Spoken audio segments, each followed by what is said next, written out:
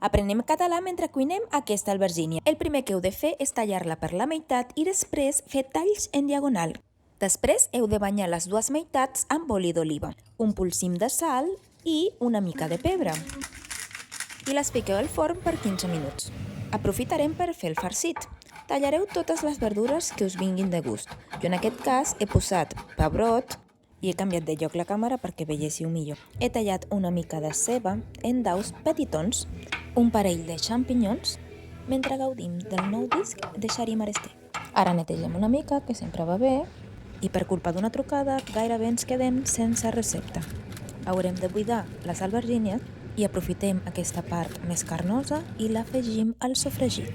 Mireu quina bona pinta que fa això. Farcirem les albergínies i posarem una mica de formatge ratllat.